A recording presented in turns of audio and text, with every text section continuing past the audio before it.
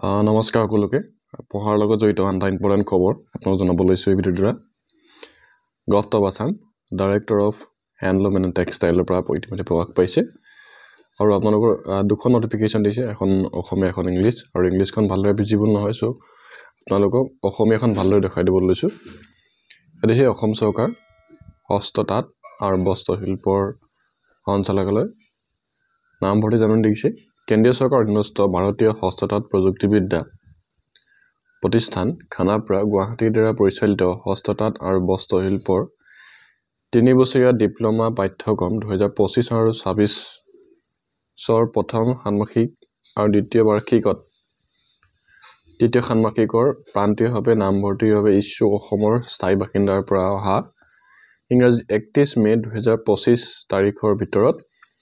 আবেদন পত্ৰ প্ৰয়োজনীয় প্ৰমাণপত্ৰৰ প্ৰত্যায়িত নকল সংলগ্ন কৰি গুৱাহাটীৰ আমবাৰীস্থিত হস্ততাঁত আৰু বস্ত্ৰশিল্প সঞ্চালকালয়ত জমা দিবলৈ অনুৰোধ জনোৱা হ'ল প্ৰাৰ্থীসকলে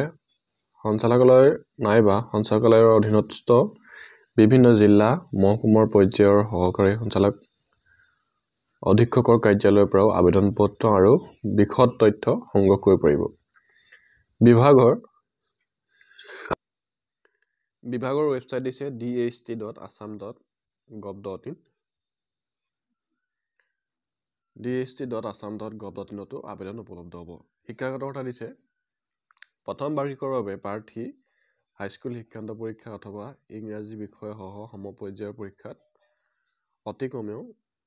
35% নম্বৰ পোৱা বাঞ্ছনীয় দ্বিতীয় বাৰ্ষিকৰ বাবে প্ৰাৰ্থী পদাৰ্থ ৰাসায়ন অংক বিষয় সহ উচ্চতৰ মাধ্যমিক পৰীক্ষাত উত্তীৰ্ণ হোৱা বাঞ্ছনীয় অথবা দিছে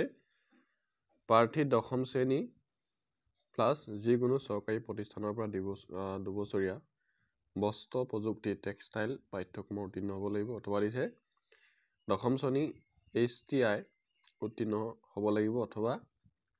দশম শ্ৰেণী প্লাছ বস্ত্ৰশিল্পৰ দুবছৰীয়া ITI উত্তীৰ্ণ হ'ব লাগিব অথবা 10+2 দশম হাই সেকেন্ডাৰী উত্তীৰ্ণ প্লাছ বস্ত্ৰশিল্পৰ দুবছৰীয়া ITI উত্তীৰ্ণ হ'ব লাগিব আৰু দিছে খ নম্বৰতে দিছে প্ৰথম ষান্মাসিকত নামভৰ্তিৰ বাবে সাধাৰণ শ্ৰেণীৰ প্ৰাৰ্থীসকলৰ বয়স অহা 1 জুলাই 2025ত 15 পৰা 23 বছৰৰ ভিতৰত হ'ব লাগিব আৰু অনুসূচিত জাতি জনজাতি প্ৰাৰ্থীসকলৰ বয়স 15 পৰা 25 বছৰৰ ভিতৰত হ'ব লাগিব দ্বিতীয় বাৰ্ষিকত প্ৰান্তীয়ভাৱে নামভৰ্তিৰ বাবে সাধাৰণ শ্ৰেণীৰ প্ৰাৰ্থীসকলৰ বয়স অহা 1 জুলাই 2025ত 25 বছৰ আৰু অনুসূচিত জাতি জনজাতি প্ৰাৰ্থীসকলৰ বয়স 27 বছৰৰ ভিতৰত হ'ব লাগিব অনুসূচিত জাতি জনজাতি অন্যান্য পিছপৰা শ্ৰেণীৰ প্ৰাৰ্থীসকলৰ বাবে চৰকাৰী নিয়ম অনুযায়ী আসন সংৰক্ষণৰ ব্যৱস্থা থাকিব নিশ্চয় মুঠ আসনৰ 20% শিপিনী সম্প্ৰদায়ৰ প্ৰাৰ্থীৰ বাবে বিশেষভাৱে সংৰক্ষণৰ ব্যৱস্থা থাকিব শিপিনী সম্প্ৰদায়ৰ প্ৰাৰ্থীৰ আবেদন নেপালে সেই আসন অন্য প্ৰাৰ্থীৰ দ্বাৰা পূৰণ কৰা হ'ব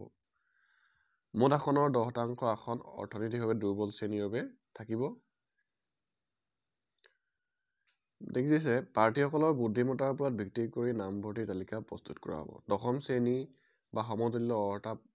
পৰীক্ষাত লাভ কৰা নম্বৰৰ সৰ্বমুঠ ভিত্তি কৰি মেধাৱী যোগ্যতা তালিকা নিৰ্ধাৰণ কৰা হ'ব দুজন প্ৰাৰ্থীৰ মাজত সৰ্বমুঠ নম্বৰ একে হ'লে প্ৰাৰ্থীৰ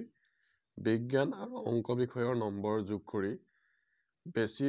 নম্বৰ পোৱা জনক মেধাৱী হিচাপে গণ্য কৰা হ'ব গতিকে আৰু ইয়াৰ দিছে আপোনালোকৰ যিখন ফৰ্ম সেইখন দেখাই দিছোঁ আপোনালোকক দিছে application for the admission diploma course in handloom and textile technology at Indian Institute of Handloom Textile Guwahati দেখিছে এই ফৰ্মখন আপোনালোকে ফিল আপ কৰি পিনাই জমা দিব লাগিব মনত ৰাখিব 31 মে লাষ্ট ডেট 31 মে আগত আপোনালোকে ছাবমিট কৰিব লাগিব আৰু ডকুমেণ্টছ লিখিছে কি দিব লাগিব HSLC ITI vocational or equivalent exam admit card marksheet transfer certificate from school college caste of the community certificate waiver community certificate copy of Aadhaar card passport colour photograph with the white background only 4 copy দেখিছে এইসমূহ দিয়াৰ পিছত আপোনালোকৰ signature গাৰ্জেনৰ signature মাৰি আপোনালোকে 31 মে আগত আপোনালোকে ছাবমিট কৰিব লাগিব গতিকে দেৰি নকৰিব আপোনাৰ যদি কোনোবা আছে তেওঁলোকক পটেনচিয়েলি ভিডিঅ'টো শ্বেয়াৰ কৰি দিয়ক